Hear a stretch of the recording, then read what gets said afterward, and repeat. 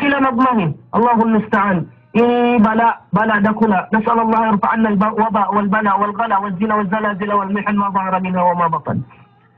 Ini ni bala, musibah di matong pa mga umat Islam haula na to dihaon. Sababing kamataoran din ka to taniyo, di namang daak pa ng marayaw, di namang langi din ng mangi.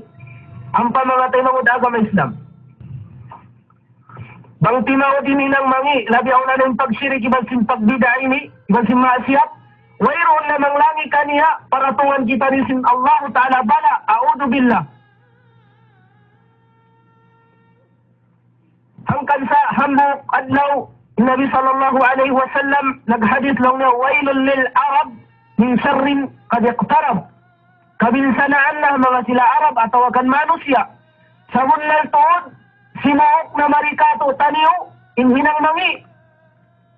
Qalat Zainab bint Jahsh, nung Zainab asawa si Rasul sallallahu alaihi wasallam, Ya Rasulullah, anahliku wa bina salihun. Nung ya Rasulullah, paratungan kita siksa, sinmatawag ka to tao marayaw. Qala Rasulullah, na'am ila kasurad khadas. Hulong niya Zainab, magparatong na ito Rabbul Alamin bala, apabila tumaod ng maksiyat wayroon namang langi kaniya. Dahil para naman, alhamdulillah, na kaulaman na to dumadlaw, magpasampay sing kasabunlala, minsan, naunta sila naun-naulan na. Tuon.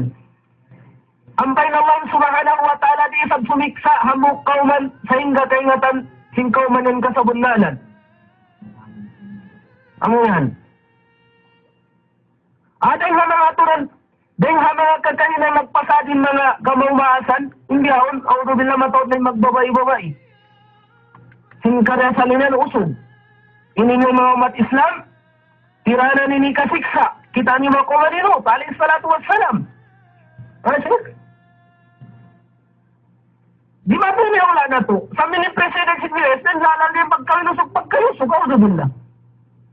Ini tiranan sa laggo, ikasiksa sila Allah ta'ala kauman. Nagkisa ilot, matarang kato, taniyong kapan, diyaw din kauman niya sa biladlaw yan, wayroon tinubo, bisa namuksag mo. Nampay na ula na to, di matunan, day pa rin Allah ta'ala, day ulungon, day kasihon, matawad pa sabing mga kaulamaan, manglangi kaniya. At tawagan manglangi kanila.